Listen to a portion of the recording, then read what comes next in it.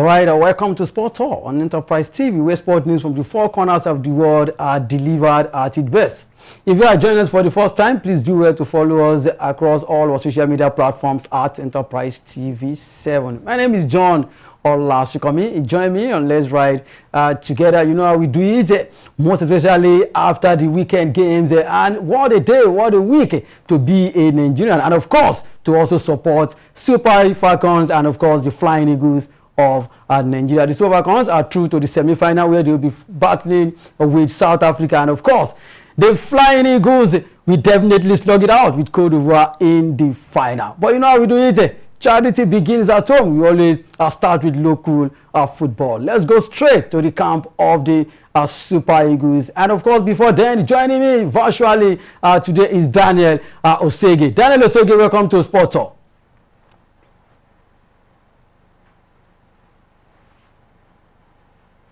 I think we have I think the network is not cooperating. And of course, let's move on with the local football. Nigeria Super Falcons have returned to training barely 24 hours after their emphatic 5-0 quarterfinal victory over Zambia at the 2024 African Women's Nations Cup. It is no longer a news that the Super Falcons are through to the semi-final with that a fantastic result against Zambia over the weekend. And of course, guess who also turned up again, talking about the captain of the side, Rasheedat Ajibade, bagging the player of the match against Zambia. And of course, so many fans voted for Okoronkwo for the to the award. But guess what? According to CAF, the skipper, talking about Rasheedat Ajibade, won the player of the match. Daniel Zoge, are you still with us?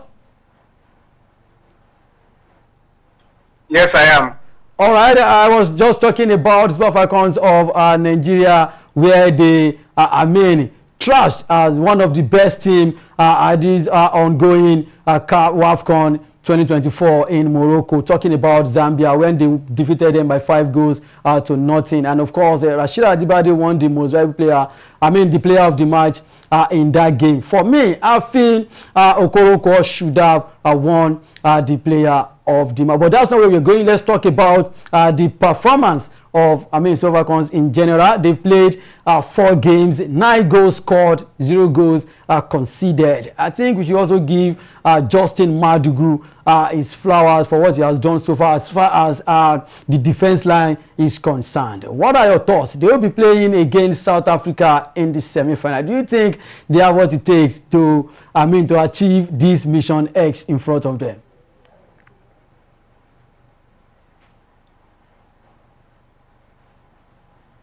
Daniel, are you still with us? Well, the Super Falcons, like you rightfully said, first of all, thank you for having me on the program. All right, you're welcome. Yes, I am. Can you hear me? Yes, of course. Go ahead. I can. Go ahead.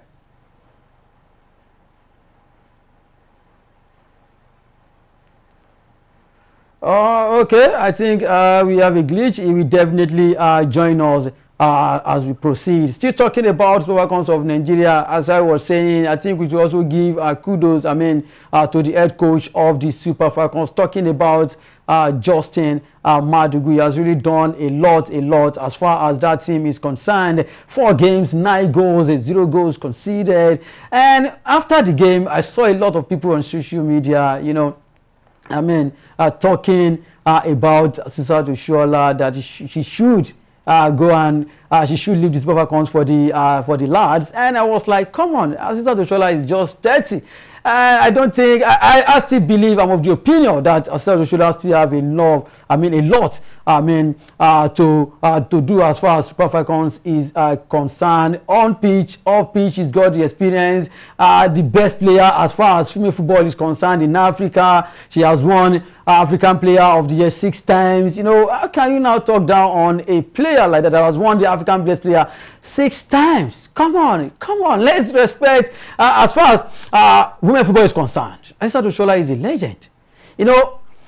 Even before Zambia game, I was one of those people that criticized the team about the way they were playing, and against Zambia, scoring 5 goals, 5 unreplied goals, and any day, anytime, Rasheedat Ajibade has shown or proven that she is the best player as far as that team is concerned. He also was one of those one that also turned up. Deme also scored. Mentioned them, and of course another Robo Queens Academy talking about Ijami Lucio was also on target against Zambia. And now fast forward, I mean, going to the semi-final against another strong team that the Super Falcons has played like 10 times. We've won like 7, lost 2 to them, draw 1, and I feel South Africa game should just be on paper should just be a soft one for the Super Falcons of Nigeria, because as it stands like this, Super Falcons, they already resumed training.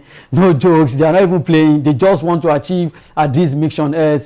This mission S, just want to win it for the 10th time, which I will definitely be glad, of course, if they can definitely win this one. Daniel Osegi, are you still with us? It seems his network is not. Yes, I think network has been restored. Okay, all right. Go ahead. Still talking about Super Falcons of Nigeria and, of course, their missionaries.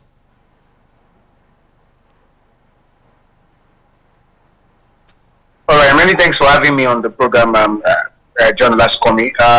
It's always a pleasure to share some time with you and the viewers. All right. All right. Talking about the Super Falcons, it's been a decent showing. It's not been fantastic, but I mean, a lot of us expected so much. And fortunately for us, they've eventually come to the party in the latter stages of Daniel, I can barely hear you. Stages. All right. Now, can you hear me now? Yes, of course, I can. Go ahead. All right. So they've saved the best performance for the knockout stages, obviously. 5-star showing in the 5-0 thumping of Zambia, who have the reigning African Women's Footballer of the Year in Barbara Banda. Yes, of course. Who was a very huge, massive contender for the Ballon d'Or last year. And, we're able to show them who the real bosses are, right? Yes, of course. I think it's a brilliant one. 9 goals scored, like you rightfully said, no goals conceded. I mean, we're looking at the possibility of, sweeping through without conceding a goal, and that would be very remarkable. We have to take it the game at the time. The Zambians were undefeated before this match. They had conceded I beg your pardon, they've scored in all games, yes. Prior to this game, all right, averaging 2 goals in every match, but couldn't crack, the defensive, line of the Super Falcons, talking about Tosin Dimei, Osinachi Ohale, Ashley Plumter, and Michel Aluzie. A fantastic job so far. All right, like you rightfully said, that Rashida Dajibade has really come good for the Super Falcons. A lot of us are still surprised that she's the one that's been given the armband to take charge of this team. We understand that for the past 5 years, the armband has been tossed around. We had Isaiah Kwanuzi at some point. We've had Asisa Toshola at some point. We've even had Chiamaka Nanduzi, yes, of course, being the captain of this side.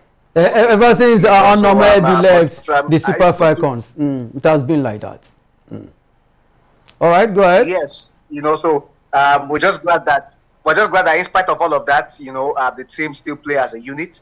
There's still some level of bond in the team, and it's a competition for them to really. A lot of these players, are looking at moving, with jumping ships.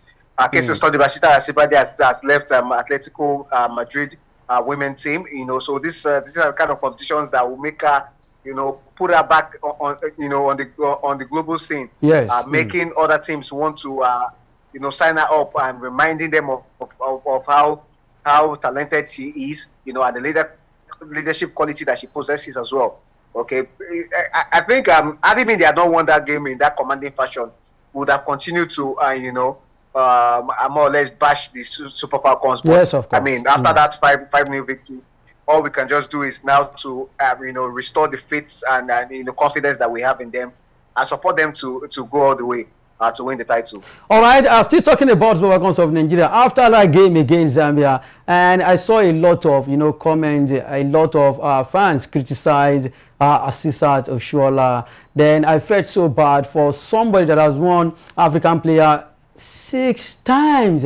You know, Aisha Oshola is, if she's not the best player, you know, in Africa, I mean, she's a legend already as far as female football is concerned. So I see no reason why a lot of Nigerians, I understand how they feel. You know, a lot of them came out and they started dragging her on social media. And guess what she did on X? She just said, just leave me alone. Let me just work on myself, so I have to, to prove to the world that I am still the same as I to show her that we people, you and I, that we know. So what are your thoughts on that one? Do you think after this tournament she should just leave, or you think she still have a lot to offer to the Super Falcons of Nigeria? All right, so as regards that, I think it's because of there's always huge expectation, you know, from the fans to assist at. You know, some of us were opportune to watch a certain Perpetua Nkocha, who was a predator when it comes to scoring goals. She scored goals for fun. For fun, yes, of course. During her playing days, you know, and being the all-time goal scorer for the Super Falcons with a massive 80 goals, right? Assistant is yet to even score half of that. Okay, and Assistant has already featured in more than 60 games for the Super Falcons. All right, sometimes the fans now think she doesn't give as much as she gives at the club side. At the club for side, instance, she played at Barcelona for some time, and she was able to average more than 4 goals in every 5 games, right? But with the Super Falcons, she can't even average 4 goals in every 6 games. Okay, when she went to China, she scored more goals than the appearances she played for. You understand? In China, we know how dominant she was, winning the top scorers award at some point. So it comes to bear, that maybe most of the African Women's Footballer of the Year award that she's won, a record 6 times, have come off her performances for our clubs rather than for the national team. And like I said, you understand, there's always going to be that comparison of who is the greatest. She's undoubtedly the greatest African women's footballer. Yes, of course. No doubt about that. By a mile, right? When we bring it back home, can you sincerely say Asisa Oshola is the greatest or the best Super Falcons we've ever had? But of course, she's not. Yes. Okay. In terms of performances for the national team, she doesn't. She will even struggle to make the top 3. I don't even think she's going to make the top 3. She can't even. She can't even make top 5. We have a lot of fantastic players. The Messi Akide, Perpetua Nkocha, Stella Mbachu. A lot. Even Desire Okpara-Noze. However, there's a thing for assistants. She always delivers on the global scene. She has scored in the last 3 FIFA Women's World Cup that Nigeria has featured in. Yes, of course. The first time it's ever been done by an African player. All right. So she has, some would I say, some records to defend our career to be up there. But the fans, because like we said, we've achieved a lot of success over time. There was a time we were always winning the WAFCON year in, year out, right? So they've tasted that much success, and we've not tasted that much success since Asisa has come in. At least the last Nations Cup, we couldn't even make it to the final. All right, we were semi-finalists. Okay, we understand the circumstances that we lost. At some point, 2 players were red carded in a particular game and all of that. But that's the reason why the fans are fuming. That's the reason why the fans don't feel that she does enough. I mean, when last can we remember Asisa scoring a brace for the Super Falcons, right? And this is a player that used to score for fun in Europe and even in Asia. Okay, so I think that's the thing for the fans. But hey, we have to understand that sometimes some players don't just cut it as well in the national team like with their club side. And I'll give you a case in study. All right, a case in study is easy. For example, will be Richard Oborokiri. I really cannot, pronounce his name as well as I would love. he was always doing well for his club side, but anytime it comes to the national team, he was having issues, taking, with the fighting place for the first 11 with Rashidi Yekini, who had a brilliant club career, but wasn't scoring as much at some point as Richard Oborokiri. You understand? So these things happen, and I think we have to just be patient with. I also think the same thing is happening to Victor Boniface. Scoring goals for fun in Germany, and when it comes to Super Eagles of Nigeria, Victor Boniface is another thing entirely. But it's okay, it's all good. All right, let's move away from the Super Falcons of Nigeria. Let's go straight to the camp of the Flying Eagles, the under-20 boys. Like I said earlier on, what a day to be in Nigeria, and of course to be a football lover in this great nation. Nigeria's under-20 boys, the Flying Eagles, have qualified for the final of the ongoing WAFU B under-20 tournament in Ghana after a tense encounter against their Niger Republic counterpart, culminating in a penalty shootout that ended 4-3 following a scoreless 90 minutes. Another day, to be a football lover in this great nation. The under-20 are also in the final. They'll be playing Ivory Coast, at the WAFU B under-20. Do you see them, retaining this cup? Daniel Osyk. You know how it works here in Nigeria, right? We don't care what the quality of the opponents. The fans expect that we are always going to be the best. Okay, and it's not easy really. Following that match against Niger Republic, it was a bit disappointing for the fact that. The lads couldn't do it in regulation time and needed penalties to win the match. But a win is a win at the end of the day, right?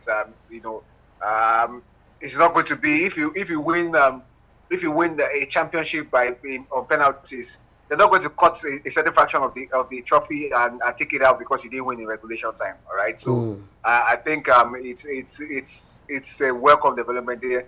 These are very young footballers who a lot of them haven't pro yet. I want to understand that there's quality across board when it comes to this competition. I mean, there's a reason why the Flying Eagles goalkeeper, who plays for Sporting Lagos, and Sporting Lagos is youth team, was the man of the match at this competition. Well, obviously because the Niger Republican under 20 national team offered a lot of threats. Okay, and I think we have to understand that football is developing across board. Okay, we've seen nations who do not even end up winning the divisional competitions like this and go on to win at the World Cup. Okay, so and some of them dominated. When it comes to the continental championship and couldn't even, cut it on the global scene. So it depends on what we really want. Do we want to win at all costs, or we want football to see a steady development on, when it comes to our youth teams and eventually produce top talents for the senior national team? I think I'll go with the latter for me. I can't say for everyone. All right. But I think. At the end of the day, it's still a good progression we've had so far in the competition. Facing Cote d'Ivoire in the final is definitely going to be a very, very tough one. All right, moving away, and of course, wishing them all the best against Ivory Coast in the final. Away from the camp of the under-20, let's move straight to transfer news. Starting with Victor James Osimhen, 2023 African Player of the Year, is now set to undergo a medical ahead of his permanent move to Galatasaray. And of course, talking about Victor James Osimhen. Daniel Osyk, do you think it's a good one or a bad move for Victor James Osimhen? Going to Galatasaray, 75 million euros agreed from Napoli, 40 million euros up front, and of course 35 million euros to be paid installment. Do you think it's a good one or a bad move for Victor James Osimhen? The agreement for the transfer of the player was released on Sunday, a day before the deadline set by Napoli. Is it a good move for Osimhen or a bad move for Victor James Osimhen, Daniel? Well, finally, Victor has had his transfer go through. It's just a bit worrisome that Victor couldn't attract the likes of maybe the big guns in Europe, United and the likes. And it begs to wonder why our players sometimes don't get what we believe to be a very good move. All right, but at the end of the day, it's a case of him, finding a home in Turkey. We saw the love that was showered upon him. Yes, of course. And even Galatasaray as a club, as a team, the men at the helms of affair, despite all the tantrums, all the distracting factors and elements that De Laurentiis was bringing into this deal, we can't give you more than a year to pay the second part of the fee. You must not sell to any team in Italy in the next 2 years. Come on, the next 2 years and all of that. They were still persistent. I mean, they started with an opening bid of 50 million euros, and we're saying that this transfer will cost them about 50% more than that. So it goes to show that they really want the man. He's been tested, and trusted in the league.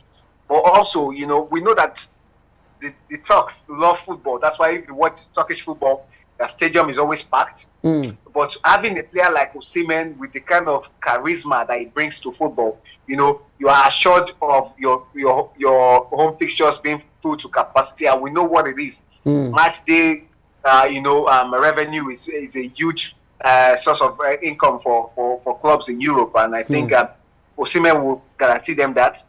If he can replicate the kind of display that he put on last season, I mean, in the next 2 years, he may not even need to return to Italy. Maybe Saudi will come back for him and he will cash in at that point. But by that time he will be 28 or 29. Come on, don't even talk about 28 years of age. So at that point in time, if he can get a 4-year deal in Saudi Arabia, being paid over €500,000 euros weekly, what more can he ask for? All right, still on transfer, and of course, let's talk about Liverpool. Liverpool, I mean, we're talking about this lad from France. His name is Ekitike, moving to, Liverpool. And of course, talking about this lad, for me, I still feel he's not the right person right now for Liverpool. But if you take a look at his stats, he has scored a lot of goals in how many appearances for Frankfurt. Even when he was at PSG playing under the shadow of the likes of Lionel Messi, Neymar, Mbappe, and anytime he comes in as a substitute, and we always see Ekitike deliver for Paris Saint-Germain, and now moving to Liverpool. Do you think this lad has what it takes to excel at Liverpool? Well, I can't say anything but wow, really. The way don't talk about. All right, go ahead. The way football business is going now, I can't just understand. Ekitike going for as much as over 90 million euros. And that's what I'm going, Daniel. And a lot of clubs, big guns, are struggling to buy Osimhen for 75 million euros. Can't you see it's crazy? I really so for that part, I think it's down to the marketability of a talent, your agents and all of that, and nationality also comes to play. All right, this is a player that is born to a Cameroonian father. If he was a Cameroonian, trust me, he won't be going for upwards of 90 million euros, yes, right? But he plays for the French national team. All right, he's played for the biggest team in France. He's currently on the books of one of the top teams in Germany. So he's got a decent career trajectory, right? But it's too much. Okay, I will agree with you, maybe 70 or 80%. So what can you say about Mbomo to Manchester United? 71 million pounds. Of course, this is another African player, from Cameroon. 71 million pounds for Mbomo to Manchester United. All right, I think, Daniel, are you still with us?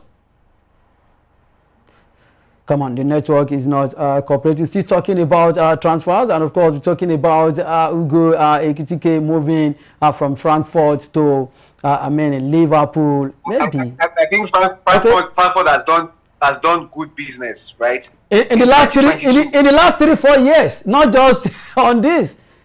Remember they sold Kolo Muani to PSG for 95 million euros. Come on. And that was the player that they got on a free transfer. A year before. Ekitike was signed for 20 million euros. They might be getting another 95 million euros for him from Liverpool. That's give or take a profit of about 165 to 170 million euros on 2 sales, 2 business deals. That's outrageous. If you even factor in wages being paid to these players and all of that, they're seeing a profit of over 150 million euros from sales of 2 players. That's massive. That's massive business. These clubs like Benfica, clubs like Ajax, will see, clubs like Lille will see and be like, oh, you're following the clubs like Brighton. They will look and say you're following, the blueprints that was left. Some clubs like Southampton, in the past have done good business like that, and I'm just really, really impressed by the business that's going down there in Frankfurt. All right, let's talk about Mbomo to Manchester United. Mbomo, 71 million pounds. What can you say about Mbomo to Manchester United? It seems the Cameroonians are the ones in vogue right now. At some point, it was the Senegalese. In the 90s, it used to be Nigerians. We used to have Taribo West and Kanu Nwankwo playing at Inter Milan at some point. Before then, we used to have Femi Martins, Inter Milan, Christian Obodo, Udinese. Playing in Ajax. We used to have Emmanuel Emenike on the books of Barcelona. We used to have JJ Okocha on the books of Fenerbahce. Femi Martins in the early 2000s, like you rightfully said, playing for Inter Milan. And these were not just mere squad members. These were first teamers, proper first 11 players. All right. Even Kanusi moved to Arsenal. We know he was not a first 11 player, but it was very relevant for them at some point. Yes, of course. But it's the time of the Senegalese, and maybe the Cameroonians now, because in Bremo for 71 million pounds, that's outrageous. That's ridiculous. But you look at his output. 20 goals scored in the Premier League last season. From a winger. That's massive. That's massive. And if you consider the fact that you know why I was not surprised. If Noni Madueke could move from Chelsea to Arsenal at that amount, like 52 million pounds, somebody that barely scored. I think he didn't do double figure for Chelsea. Maybe he scored 7 goals. So if he went for that amount of money, 11 player for Chelsea throughout the season. I think that was, I think for Madueke, what worked in his favor is he was the first 11 player for Chelsea last season. He played for Nala Flag as the first 11 player, and that's what ended him a national team call up for the 3 Lions. Yes, of course. When they are marketing him, they'll say this is an England international, and he's the first 11 player for a team who finished in the 4th position in the league last season, in the top 4. All right, so that's enough marketing. For Madueke. But for Mbeumo, consider the fact that Manchester United as a team only scored 44 goals in the Premier League. Throughout the season. So, so this is a player who boasts of more than 40% of their entire squad output. So he has to come at a cost. All right. So, but we understand how this thing works. This is a player that will most likely not be able to replicate that kind of season that he had last season. Because we have to understand he was on penalty duties last season, and he played in every single game for Brentford last season. I think aside that, you can't compare United to Brentford. The media will be there, a lot of pressure playing for Manchester United. If you go 2-3 games without a goal, the pressure will be on him. In my own opinion, I feel he is coming to a big team where they will criticize him week in, week out if he doesn't perform. Like you go 3-4 games without scoring, so a lot of pressure will just be on him. That's just me. I mean, my own opinion on Mbomo at United. I would thought you were going to mention the fact that Brentford coming into this season appear to be like a bigger team as compared to Manchester United. No, I was only talking about the name. Come on. I know. But taking a look at the league table as well, I mean, Brentford come with a lot of bragging rights. That's a team that finished in the first half of the table in 10th position. And if you check out United finished in 15th position. So I mean, they even obtained well over 14 points, accrued more than United. So they're really a big team as compared to United coming from last season. 2024-2025 season, I agree with you. They were bigger than United. All right, still talking about transfer. What's the latest on Gyökeres to Arsenal? Come on, it's taking longer than we expected. I don't know.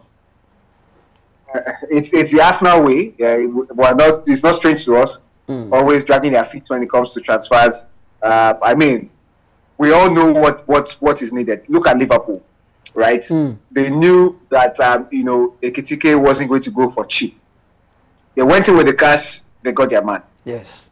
Arsenal obviously know this, but are they willing to go in with the cash to get it done? That's where the problem lies. They're not willing to get this deal over the line. But I think what is making them stall this much is because, just like with Osimhen, they know that they are not in battle for this player. Yes. Right. There's no competition for them, so it's more like you take it or you leave it. Okay, that's the situation they find themselves, and they also know the desperation of the player to lead. All right, because it would be very unwise of what's it called, Victor Gyökeres to take that risk for a third time. He had a fantastic first year there, had a much more better second year. And now he's never going to be sure that he's going to have that kind of season the third time. So I think Arsenal know that they'll get their man. I think they'll get Gyökeres eventually. It's only a matter of time. It's not. Is there a case of if? It's just a case of when. All right, let's see how that pans out. All right, away from foreign football and transfer, let's move straight to boxing. This is where you have to show your own skill as far as boxing is concerned. Undisputed champion, talking about Usyk, further cemented his place as one of boxing's great by stopping Daniel Dubious in round 5 to become a 3-time undisputed heavyweight champion. Talking about Usyk, there was a time that we discussed about these, should I say, I call them Gen Z footballer. There was a time that you have, in a team, you have like at least world-class footballer in a team. Talking about Chelsea, back then, you have Lampard, you have John Terry, you have Cavani. These are world-class. And I think even in boxing nowadays, we don't have those world-class boxers anymore. There was a time that you have Holyfield, you have Mike Tyson, you have Lennox Lewis, you have them like that. But it's like a 38-year-old man is the one dominating everybody. He has, take a look at what he did to Anthony Joshua, the Gypsy King, talking about Tyson Fury, Daniel Dubois. Mention them. I don't think anybody will definitely dethrone this man anytime soon. Talking about Alexander Usyk. Do you agree with me, Daniel? First of all, I want to emphasize that at this point in time, let's stop being patriotic to the Americans. I think at this very point in time, Alexander Usyk should be in the conversation of being the number 1 greatest heavyweight boxer in history. Honestly speaking, because think about it. He's won many titles. WBA Super Cruiserweight champion. a WBC cruiserweight champion, IBF IBF, cruiserweight champion, WBO come on. cruiserweight champion, WBS super heavyweight champion. You understand? WBC heavyweight champion, IBF heavyweight champion, WBO heavyweight champion. What that means is that he has replicated. It was undisputed at the cruiserweight level. He won all 4 major belts. He now took the step up, came to the heavyweight division, and has won all 4 titles. And cleared everything. Come on, don't talk about. You know, so I think enough of this. It's gotten too much disrespect since stepping up to heavyweight. I mean, he's defeated pretty much everyone that's come his way. All right. I mean, how will you have a step up from cruiserweight to heavyweight, and your very first fight, right, was to face, you know, a certain what's it called? The certain direct Chisora, you understand? And afterwards, the next thing you're fighting a champion in Anthony Joshua, defeating him twice in quick succession. You move to Daniel Dubois, defeated him by knockout, then moved to Tyson Fury, defeated him that's back crazy. to back as well. No. This is the second time he's knocking out Daniel Dubois. So he's undefeated against the Brits. You know, his last how many bouts have been against the British boxers? I think his last 7, because he has defeated Joshua twice, Dubois twice, Tyson Fury twice, Derek Chisora once. Okay. Yes, his last 7 bouts has been against British fighters, and he's defeated all of them. Let's not forget they also fought a certain Tony Bellew at some point. So I think it's time for them to quash this argument. All right, Daniel, can I ask you this question? Prime Alexander Usyk and Prime Mike Tyson, who's going to win?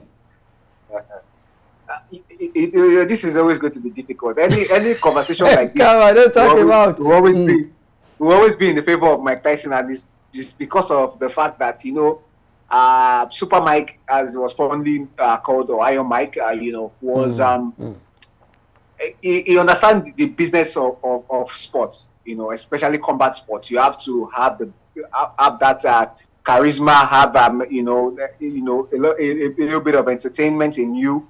You know, have that psychological edge as well. You know, Mike Tyson was a fighter. When you get in the ring with him, before the fight, he's staring at you. You know, his play on you alone will make you lose confidence in yourself, and he would have won that bout even before he got started. You understand? We know how heavy a puncher he was during his days. The fighters who have tried to replicate his style, you know, fighters like Deontay Wilder, a heavy hitter like him, the greatest knockout fighter in the history of the sport, as far as I'm concerned. You know, take a look at his winning the amount of matches he won by KO as compared to the ones he didn't. I mean, he had over 90%. I don't think of anyone who has had that. Daniel Dubois is someone who is in the mode of Mike Tyson, also a heavy hitter, right? But if Usyk could have, trampled on him not once but twice, for someone who is a heavy hitter to be knocked down twice by Usyk, I think he has proved himself to be the greatest in my Daniel didn't even reach, not your own Daniel Usyk, Daniel Dubois, he didn't even reach around 7, you know, but it is what it is.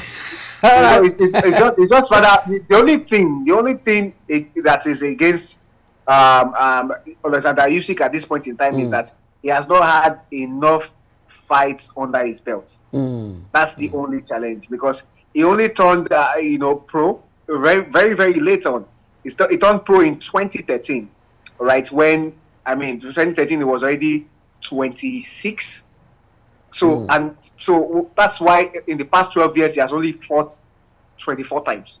So if you compare him to the likes of Mike Tyson, who went into the ring more than 50 times, the likes of Muhammad Ali, you understand, the likes of Anthony Joshua, who has fought well over 15 times more than he has, then that's the only thing. Has he been tested enough? Yes, he has. It's based on quality of opposition. Based on the quality of opposition he has faced, yes. but based on the amount of fighters he has fought, he hasn't fought up to 20 fighters in his career, and that's the only factor whereby his legendary status or his greatest status will be questioned. All right, in just 30 seconds, let's talk about, the cruiserweight, talking about, what is his name?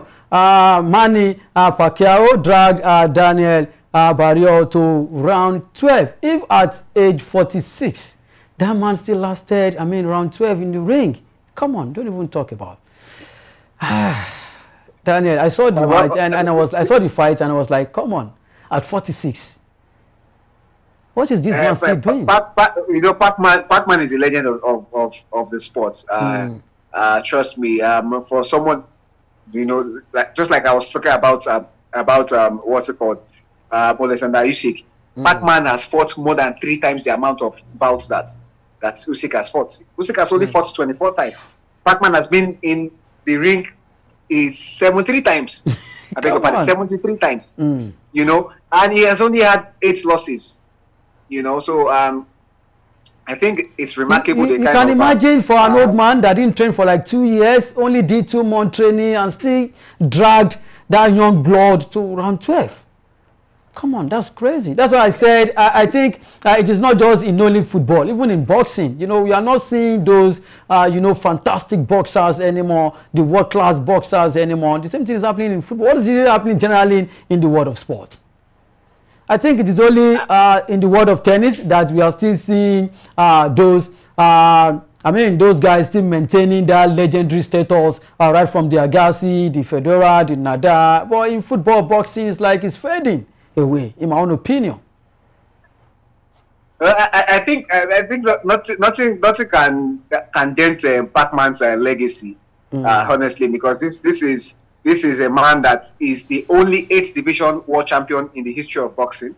All right, and having won 12 major world titles across the flyweight, featherweight, lightweight, welterweight divisions. You understand? He's also a man that has, trust me, a very multi-talented. He had a basketball career at some point. Yes. All right, playing in the Philippines.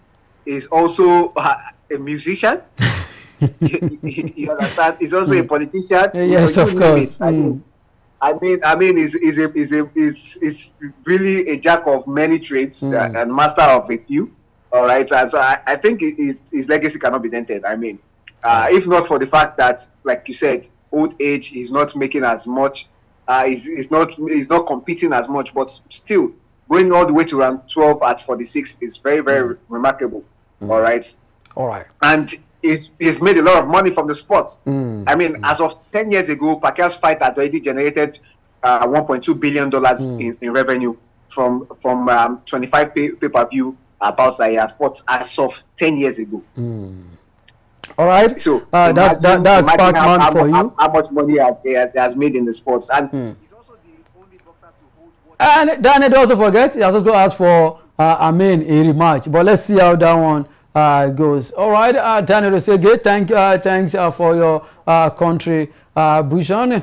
All right, that is how much we can take on Sport on Enterprise TV 7. Endeavor to subscribe and click the notification bell to get notified of all alerts. Follow us across our social media platforms at Enterprise TV 7. Like, share, and engage on all content. Visit our website at www.enterprisetvnews.com for all the news you can use, the inclusives, and the live update. Daniel Osege has been great on the show today. Daniel? Many thanks for having me, as always. All right, my name remains John Olasukomi. See you next time.